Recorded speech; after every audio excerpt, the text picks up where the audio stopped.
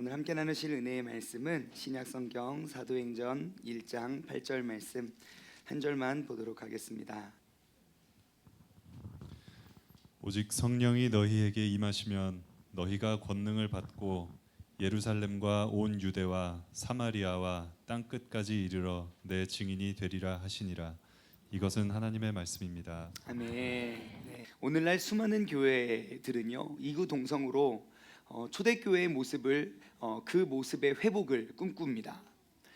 초대교회의 모습을 한번 살펴보면 모인 이들이 모두 마음을 같이 하는 모습, 사도들의 가르침을 받아서 그 가르침의 연장선상으로 서로 교제하고 떡을 떼는 모습, 마음을 같이하여 기도하기에 힘쓰는 모습, 서로 물건을 통용하며 나의 유익보다 남의 필요를 채워주는 모습, 날마다 마음을 같이하며 성전에 모이기를 힘쓰는 모습, 하나님을 찬양하고 또 온 백성에게 칭찬을 듣는 모습, 바로 이것이 교회의 모태가 되었던 초대교회의 모습이었습니다.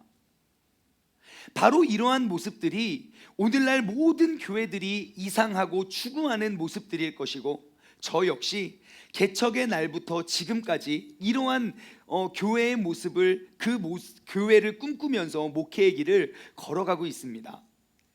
바로 이러한 교회의 모습이 모든 교회들의 최종 목적지라고만 늘 생각했었습니다. 하지만 우리가 지난주 말씀을 통해서 이 초대교회의 역사는, 이 초대교회들의 안에서 일어났었던 역사는 바로 우리가 오늘날 말하는 새신자들의 역사임을 우리는 깨달았습니다. 초대교회에 일어났던 놀라운 기적과 이적들은 우리가 흔히들 말하는 교회를 처음 오고 교회의 첫 발을 내딛는 그 새신자들, 그 새가족들의 써내려간 교회의 역사라는 사실입니다.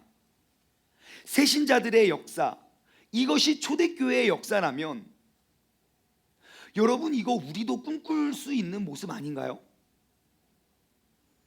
우리에게도 기회가 있지 않겠습니까?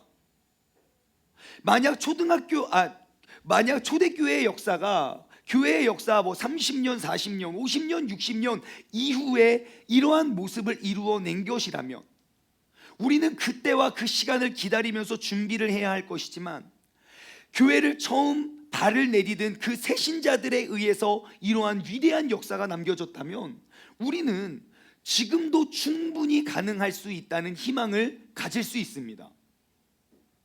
여러분, 이 자리에 있는 우리 모두가 마음을 합하여 교회에 대한 올바른 방향과 목적지를 설정하면요, 우리는 금방 이루어낼 수 있는 것이 바로 초대교회의 모습이라는 것입니다. 여러분, reborn, 우리는 다시 태어나야 됩니다. 우리 모두가 함께 꿈꾸면서 진짜 참 교회의 모습을 이루어내길 간절히 소망합니다. 여러분, 우리가 생각만 바꾸면 우리는 진짜 교회, 모든 교회들이 이상하고 꿈꾸는 교회를 현실로 이루어낼 수 있습니다. 그 교회를 만드는 데에는 오랜 시간이 걸리는 것이 아니고 오랜 시간이 필요한 게 아닙니다. 이 자리에 있는 우리부터 먼저 나의 생각과 사고만 바꾸면 가능한 일입니다. 여러분, 우리 진짜 멋진 교회 한번 이루어 보시지 않겠습니까? 언제까지 내가 교회를 몇십 년을 다녀도 나는 믿음이 없는 자고 연약한 자고 교회들을 향해 손가락질하고 비난하며 하나님을 아는 사람도 하나님을 알지 못하는 사람도 교회를 향해 흉보고 하나님의 영광을 가리는 일들을 우리는 언제까지 보고만 계시겠습니까? 교회는 절대로 어느 누군가에 의해서 만들어지고 새로워지는 것이 아닙니다.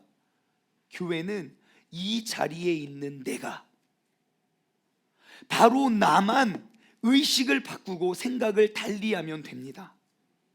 우리 모두가 함께 꿈꾸고 우리 모두가 함께 바라면서 우리가 함께 이루어 간다면 진정한 교회의 회복이 2019년도에 이 땅 가운데 이루어지길 소망합니다. 그리고 그 교회가 세워지는 데에는 오랜 시간이 걸리지 않습니다. 여러분, 우리 모두 진짜 교회를 함께 세워봅시다. 원래 이럴 때 막 아멘 막 해야 되는 거 아닙니까? 아멘. 여러분, 그런 다짐으로 말고요, 다시 한번 이 대목 다시 한번. 자, 우리 모두 진짜 교회를 한번 세워봅시다. 박수는 나중에. 박수는. 오늘도 우리가 다시 한번 성경 말씀을 이렇게 펴들고요, 진짜 교회의 모습을 우리의 모습과 함께 비추어 보길 원합니다. 지난주 말씀을 전하고요, 제가 지금까지 저의 머릿속에 가득 찬 생각이 있습니다. 과연 무엇이 열쇠일까? 어떻게 초대교회는 수천 수만 명의 사람들이 한꺼번에 교회를 몰려들어왔는데 어떻게 그곳은 혼돈과 갈등이 가득한 게 아니라 연합과 하나됨을 통해서 위대한 교회 역사를 이뤄낼 수 있었던 것인가? 우리 교회와 초대교회를 비교해 보면 우리 교회는 몇 명 되지 않는 작은 교회임에도 불구하고 하루가 멀다고 크고 작은 갈등과 문제들에 의해서 우리가 힘을 합쳐 진짜 세상을 향해 전진할 힘이 없는데, 하나님의 소명을 감당해 갈 여력이 없는데, 어떻게 그 초대교회는 그 많은 수만 명의 사람들이 동시에 교회에 몰렸음에도 불구하고, 시설도 없고 건물도 없는 그곳에 몰려들었음에도 불구하고 무엇이 그들을 하나로 만들었고, 어떻게 그들은 이러한 위대한 기독교 역사를 써나갈 수 있었을까? 그 열쇠가 뭘까? 이러한 고민이 끊이지 않았습니다. 그런데요, 제가 그 열쇠를 발견했습니다. 이렇게 엄청난 건데? 여러분, 이 자리에 있는 우리 모두가요, 이 열쇠를 우리가 획득해서 사용하기만 한다면 우리도 진짜 이 작은 지하실에서 대한민국 교회의 역사를 새롭게 써나갈 수 있습니다. 진짜 교회란 어떠한 곳이고, 진짜 참 교회란 어떠한 모습이고, 그 교회가 어떠한 일을 해 나가는지 우리가 그 새로운 교회 역사를 써나가게 될 것입니다. 초대교회에 큰 부흥의 역사가 있기 전에 있었던 사건들이 있습니다. 공통적으로 있었던 사건은 뭐냐? 바로 성령 강림 사건입니다. 사도행전 2장 1절부터 말씀을 보시면요, 오순절 날이 임함에 그들은 누굽니까? 예수님을 믿는 사람들입니다. 즉 우리들 같은 사람들이 다 같이 한 곳에 모였는데요, 갑자기 하늘로부터 급한 강한 바람 같은 소리가 있었어요. 그들 모임 가운데 가득했어요. 그리고 3절 말씀은 마치 불이 그 각 사람 한 사람에게 임하는 환상을 보게 됩니다. 그리고 4절, 그들은 어떤 사람입니까? 그 자리에 모여있는 모든 사람들이, 모든 크리스찬들에게 성령의 충만함을 받았다는 거예요. 그리고 성령님께서 말하게 하심을 따라 다른 언어들로 말하기 시작했죠. 여러분, 이 사건을 출발로 초대교회의 역사가 시작됩니다. 다시 말해, 그들이 다 성령의 충만함을 받은 후로부터 교회의 역사, 그 교회의 위대한 역사는 시작된 것입니다. 그리고 지난주 주일 말씀 전하고 제가 월요일 월상 예배 때 함께 나눠본 말씀인데요, 사도행전 4장 28절부터 말씀을 보시면 신앙생활의 목적지, 우리가 목표하고 우리가 목적을 두어야 할 그 교회의 모습들에 대해서 소개하고 있습니다. 하나님의 권능과 뜻대로 이루려고. 자, 우리가 모여있는 목적이 뭡니까? 하나님의 권능으로 하나님의 뜻대로 이루려고 하나님께서 예정하신 그것을 행하려고 이 성에 모였나이다. 우리가 이 자리에 모여야 할 우리의 목표는요, 하나님의 권능과 하나님의 뜻, 그 예정하신 것을 우리가 행하기 위해 이 교회에 모여야 된다는 사실입니다. 그리고 나서 그 초대교회 성도들은 이러한 것들을 하나님께 구합니다. 주여, 첫 번째, 이제 그들의 위협함을 주님께서 보시고, 두 번째, 또 종들로 하여금 담대히 하나님의 말씀을 전하게 하여 주시오며, 그 수많은 억압과 핍박 속에서 주님께서 주시는 담대함이 없이는 우리는 복음을 전할 수 없었거든요. 세 번째, 손을 내밀어 병을 낫게 하여 주옵시고, 무슨 어디 누구를 쫓아가고 찾아가야만 우리가 그 치유의 능력이 임하는 것이 아니라, 주님, 나의 손을 내밀어 기도할 때 그러한 위대한 병 고침이 일어나게 해주시고, 네 번째, 표적과 기사가 거룩한 종 예수님의 이름으로 이루어지게 하여 주옵소서. 여러분, 지금 이 기도 제목에 기도를 구하는 사람들은요, 신앙생활을 시작하는 사람들의 고백입니다. 믿는 자들이, 즉 우리가 말하는 새신자들이 구했던 것들 한마디로 요약하면요, 아마 이렇게 요약할 수 있습니다. 하나님의 권능과 하나님의 뜻대로 하나님께서 예정하신 것을 행하기 위한 것들, 그것을 구했다는 거예요. 그들이 구했던 건 하나님의 뜻입니다. 하나님께서 나를 도구 삼아 나를 통하여 행하시고 이루시고자 하는 그것을 구했다는 거예요. 그러니 하나님께서 어찌 응답하지 않을 수 있겠습니까? 내가 소망하고 내가 꿈꾸는 것, 나와 함께 나와 더불어 이 땅 가운데 그 하나님의 뜻을 이루어가길 소망하는 그 사람들이 부르짖는데 어찌 내가 그것을 보고만 있겠냐는 거죠. 여러분, 초대교회 성도들과 우리가 어떻게 다른가?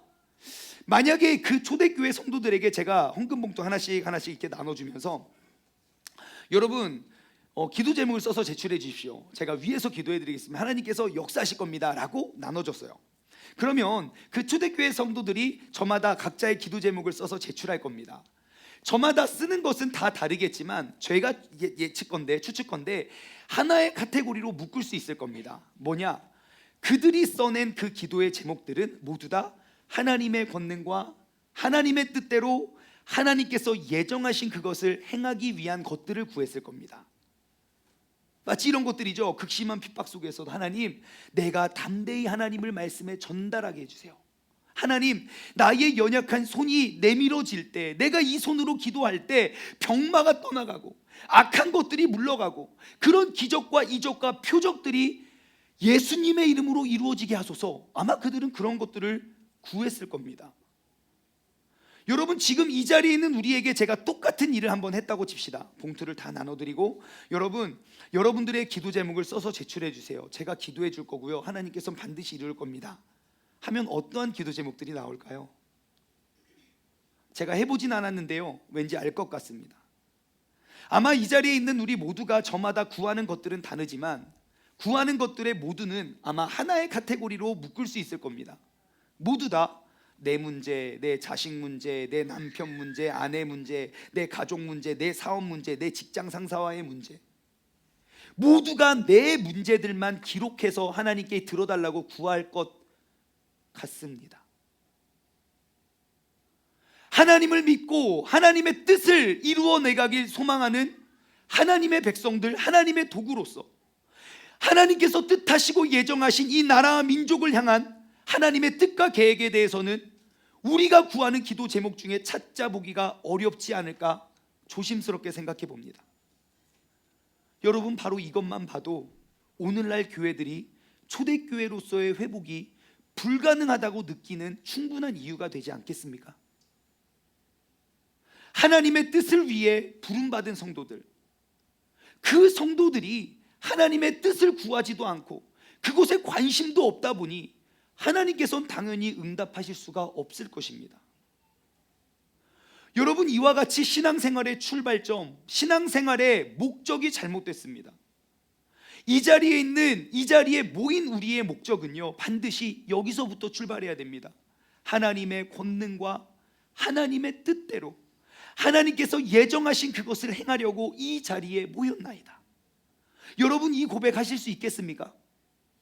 원래 이 타이밍에 아멘, 아까 그거 다시 나와야 됩니다. 주님, 제가 하겠습니다. 다시 유대목 다시. 여러분, 하나님의 권능과 하나님의 뜻대로 하나님께서 예정하신 그것을 행하려고 내가 이 자리에 모였습니다.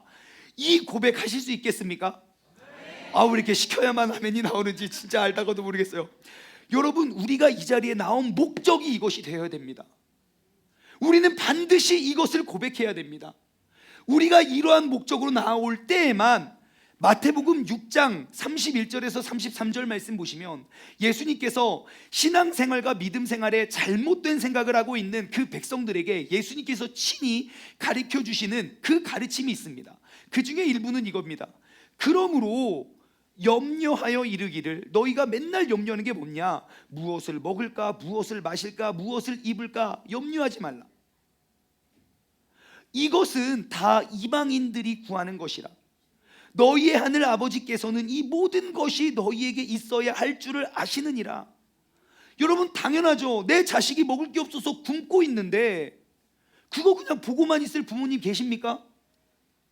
나 굶는 거는 이해하지만 내 자식이 그렇게 힘들어하고 있는데 자, 너 좀 더 굶어봐 하는 부모는 누구도 없을 것입니다. 그런즉 너희는 먼저 그의 나라와 그의 의를 구하라. 그리하면 이 모든 것을 너희에게 더하시리라. 그 아버지의 뜻과 아버지의 소원을, 그 나라를 우리가 먼저 구하면 우리에게 필요한 모든 것들 이미 알고 계신 주님께서 채워주신다는 겁니다. 그런데 우리는 맨날 뭐합니까? 내가 무엇을 입을까, 무엇을 마실까, 무엇을 입을까, 우리가 이거 염려하느라 하나님의 뜻은 보이지도 않습니다.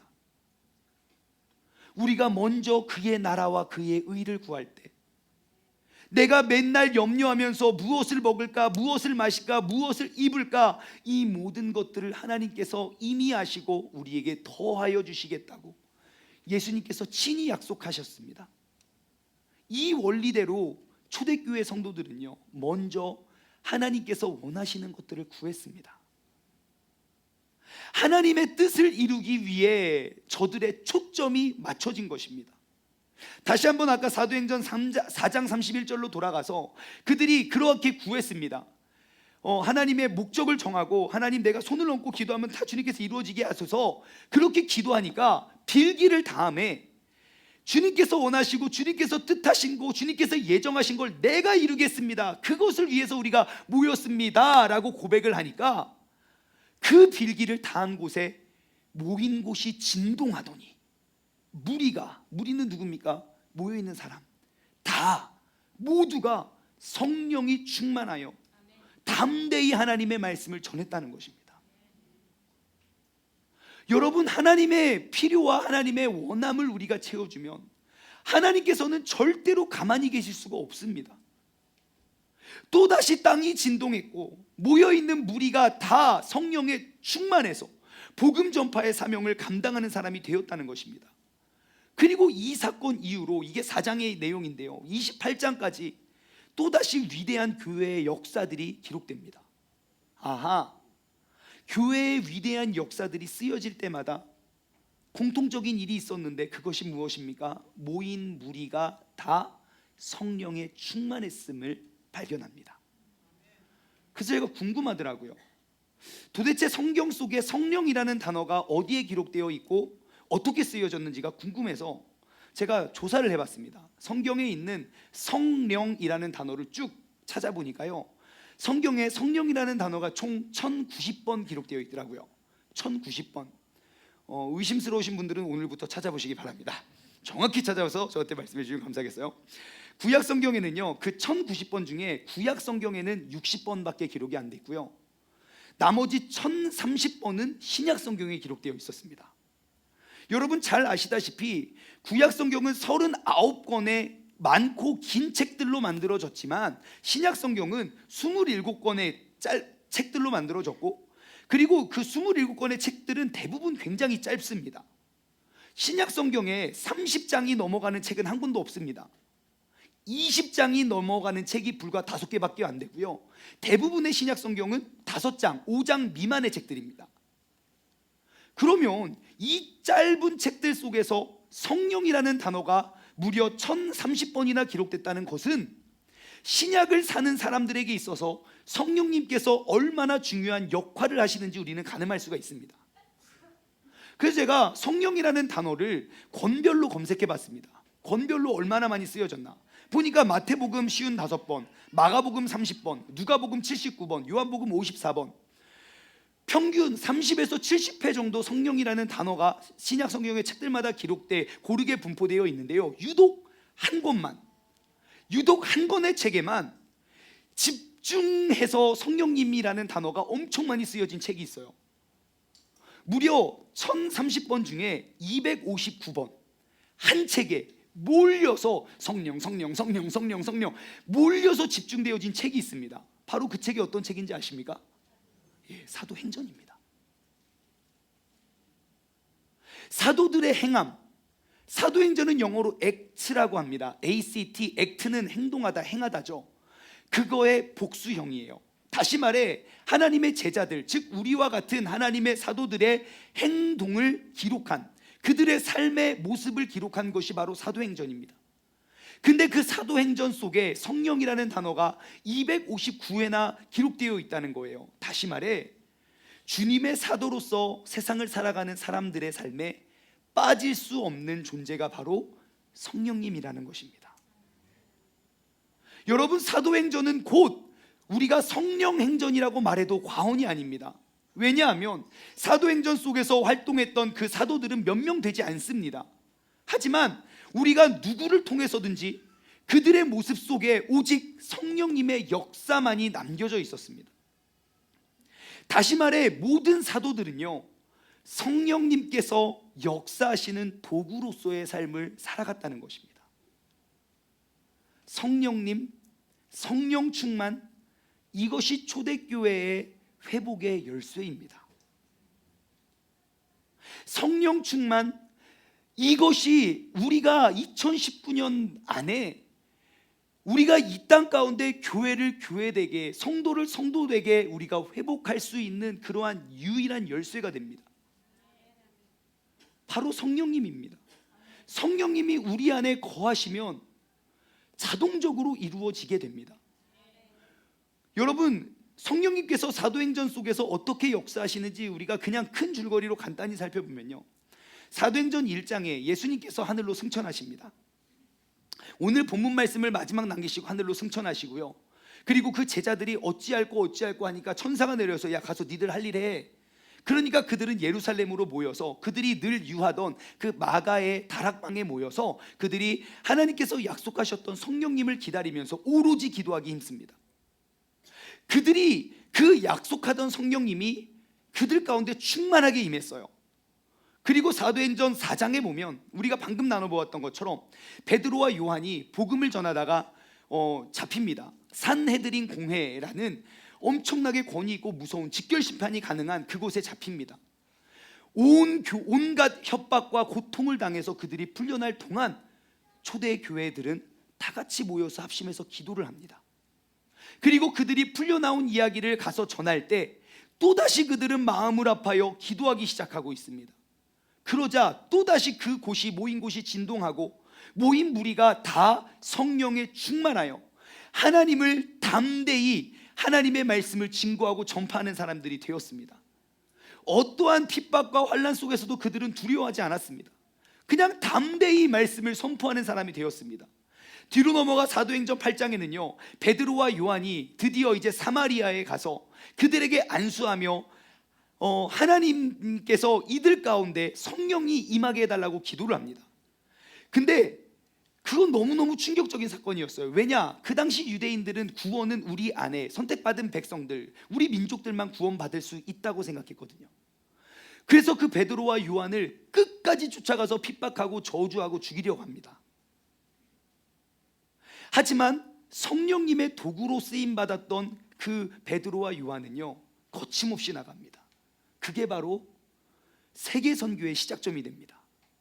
사도행전 9장에 넘어가면요, 베드로가 요빠에서 죽은 다비다라는 그 사람을 위해서 기도할 때 죽은 다비다가 살아나는 놀라운 역사가 일어나고요, 사도행전 10장에는 고넬료라는 사람이 기도하기로 정해놓은 시간에 마음을 아파요 기도하는 중에 천사가 환상 중에 요빠에 있는 베드로를 맞이하라, 그들이 함께함으로 또다시 새로운 역사가 쓰여지고요, 사도행전 12장에는요 베드로가 감옥에 갇혀 있을 때 천사가 그 밤중에 그의 옆구리를 툭툭 치면서 깨웁니다.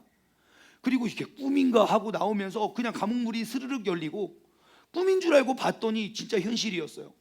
그 밤 늦은 시간까지 그를 위해 합심해서 기도하는 그곳에 천사는 베드로를 데려다주고 인도해주는 장면이 소개되고 있고요, 사도행전 13장은 안디옥 교회에 있는 모든 성도들이 함께 모여서 금식하면서 기도할 때 성령님께서 바나바와 바울을 이제 따로 세우고 파송하라는 말씀, 그것에 의지해서 드디어 세계 선교의 역사가 그들에 의해서 시작됩니다. 여러분, 성경을 다 보시면요, 일관되게 증언하는 진리가 있습니다. 무엇이냐?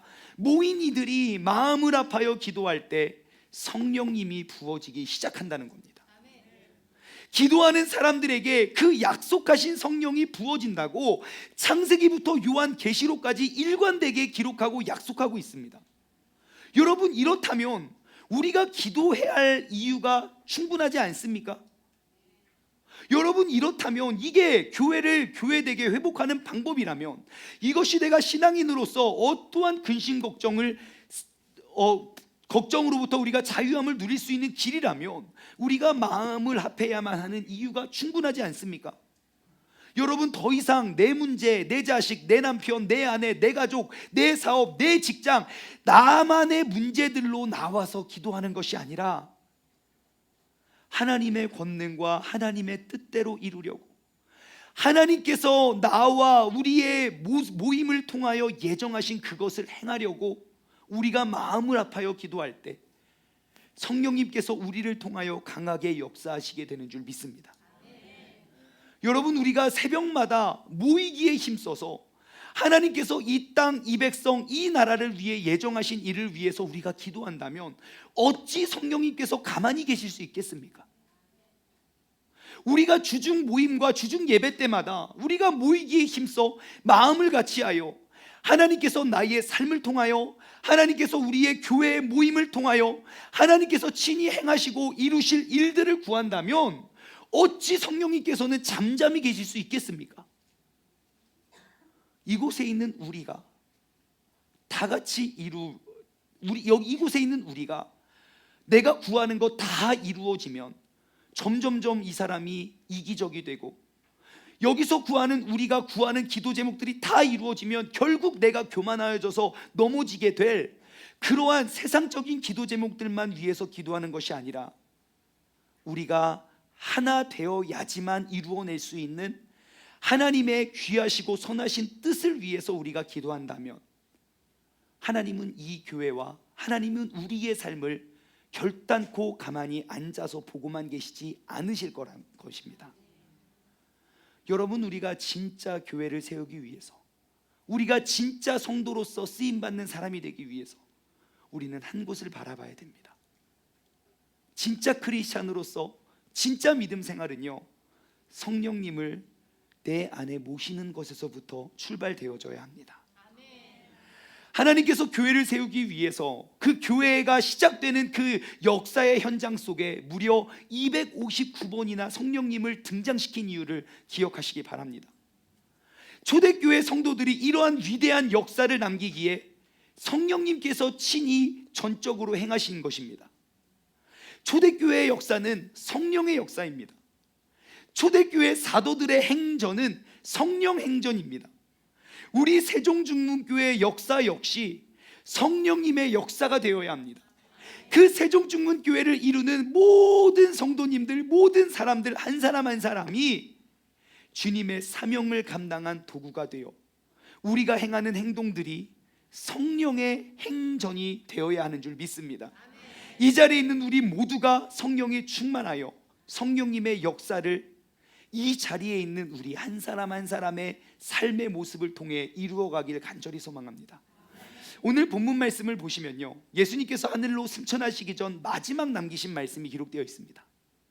오직 성령이 너희에게 임하시면 너희가 권능을 받고 예루살렘과 온 유대와 사마리아와 땅 끝까지 이르러 나의 증인이 되리라.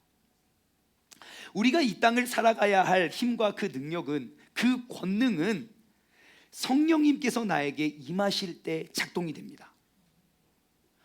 오직 성령이 너에게 임하시면, 즉 하나님의 사역과 하나님께서 뜻하시고 예정하신 뜻들을 이루어지게 된다는 것입니다. 예루살렘과 온 유대와 사마리아 땅 끝까지 이르러서 예수님을 증언하는 증인의 삶을 살아가게 된다는 거예요. 성령이 충만하여 내 스트레스, 내 사업, 내 문제, 내 고민, 내가 뜻한 일들이 해결되기 시작하는 게 아니라 성령이 충만하면 전능하신 하나님께서 나같이 작고 연약한 도구까지도 그 거룩하고 영광스러운 하나님의 위대한 사명을 감당하기에 조금도 부족함 없는 사람으로 우리를 사용하신다는 겁니다. 교회에는요, 적지 않은 분들이 이 성령 충만을 사모하고 외치고 있습니다. 하지만 저마다 성령